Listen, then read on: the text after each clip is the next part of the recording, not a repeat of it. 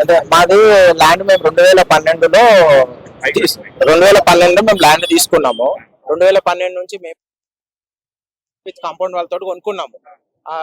ఎక్కడ అంటే మాది హనంకొండ జిల్లా అసన్పర్తి మండలం భీమారం విలేజ్ శివార్లో తీసుకున్నాం.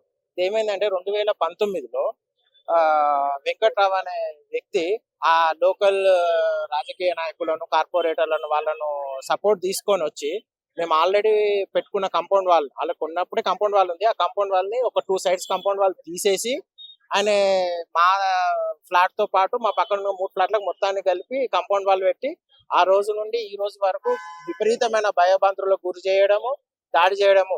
పోయి రాత్రి కన్స్ట్రక్షన్ చేస్తుంటారు. పోయి కన్స్ట్రక్షన్ ఆపడానికి పోతే 40 మంది 50 మంది వచ్చి దాడి చేస్తుంటారు. రీసెంట్ గా మొన్న 5వ తారీఖు ఏమైందంటే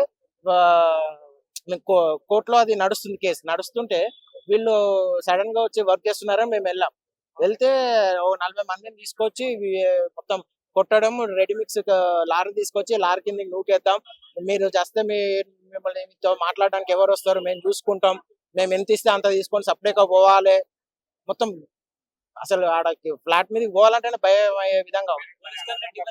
అయితే మేము 5వ తారీఖు వెళ్ళి పోలీస్ కంప్లైంట్ ఇచ్చాము.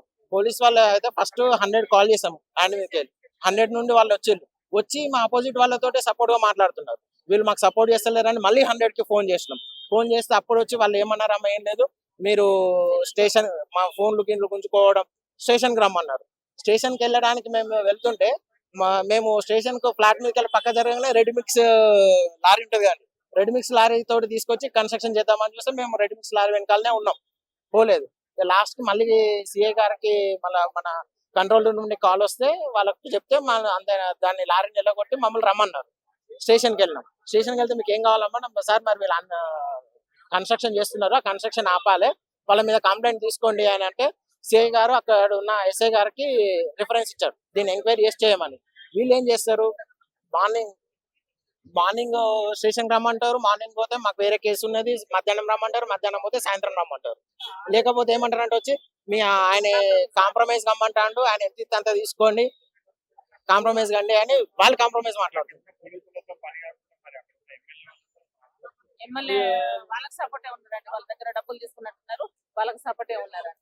మీరు వెళ్ళిరా లేకపోతే వాళ్ళ సపోర్ట్ రా మీకు మీరు అనుకుంటురా? మేము కార్పొరేటర్ దగ్గరికి వెళ్ళినామండి, 10 సార్లు కూడా వెళ్ళినామండి. ఏమంటారండి అక్కడ 24,000 ఉందండి గజము, మాది 673 గజాలు అన్నారండి.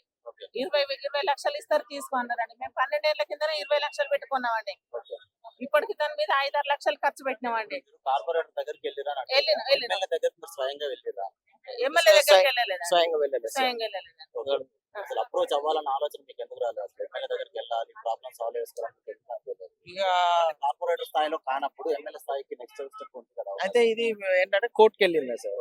ఈ టైంలోనే కోర్టుకి వెళ్ళిన తర్వాత మనం ల్యాండ్ మీదకి వెళ్ళకుండా కోర్టులో మనది జెన్యూనిటీ ఉన్నప్పుడు మనం జెన్యూనిటీ కోర్టులో ప్రూవ్ చేసుకుందామని మనం అనుకున్నాం. వీళ్ళు ఏం చేస్తున్నారు అంటే రాత్రి కన్స్ట్రక్షన్ చేయడము, ఇలా చేయడం వల్ల ఇక అక్కడ లోకల్ పోలీసు వాళ్ళు ఎఫ్ఐఆర్ చేయండి సార్ ఆపోజిట్ పైన అంటే చేయట్లేదు. ఇక అక్కడ పాసిబుల్ కాదని డైరెక్ట్ గా సార్ దగ్గర అవుతుంది సార్, అవుతుందని నమ్మకంతో వచ్చాము. నమ్మకం ఇది మొదటిసారి సార్. ఎట్లుంది లోపల ఎట్లా రిసీవ్ చేసుకున్నారు? లోపల చాలా బాగా రిసీవ్ చేసుకున్నారు సార్. అయితే లారీ వచ్చిందండి, లారీ ఆపపోయిందండి. ఆపపోతే మగ మనిషిని తీసుకొచ్చి నా మీద దాడి చేసిందండి. చేసి లారీ కింద నూకుతామండి, దీన్ని పేగులు వెళ్తాయి, బయట వాళ్ళు కాంప్రమైజ్ అయిన అగోసాగో అయితే వాళ్ళు తీసుకున్నారు. ఇదెందుకు తీసుకోదు, ఇది అదే అనండి, బూతులు పరమ బూతులు అండి. భాస్కర్ రావు అండి, భాస్కర్ రావు అనుచరులు, ఒక అనిల్ అని ఒక రఘు, వీళ్ళైతే విపరీతం అండి. ఈ అనిల్ అనే వ్యక్తి మన Warangal municipal corporation malaria department లో అవుట్ సోర్సింగ్ ఎంప్లాయ్. నన్ను భయపడి వెళ్ళిపోవాలని నా సెల్లులు గుంజుకొని నన్ను లారీకి ఎత్తుకుని ఆయన కూడా నేను దడవకుండా 100 నెంబర్ వాళ్ళు ఉన్నారు మీరు అని నేను సెకండ్ టైం 100 నెంబర్ ఫోన్ చేస్తాంటే నా సెల్లులు గుంజుకున్నారండి. సెకండ్ టైం కూడా 100 నెంబర్ వాళ్ళు ఉన్నాగా కూడా ఇంత దౌర్జన్యం చేస్తానని నేను సెకండ్ టైం ఫోన్ చేస్తాంటే నా సెల్లులు గుంజుకున్నారండి. వాళ్ళ ఎక్కడోళ్ళు అక్కడ పంపించేదాకా మళ్ళీ మాకు సెల్లులు ఇవ్వలేదండి. ఇప్పుడు మీరు ఇచ్చిన ప్రజాభవన్ లో మీరు ఇచ్చిన దరఖాస్తులో ఇవన్నీ మెన్షన్ చేసిరా?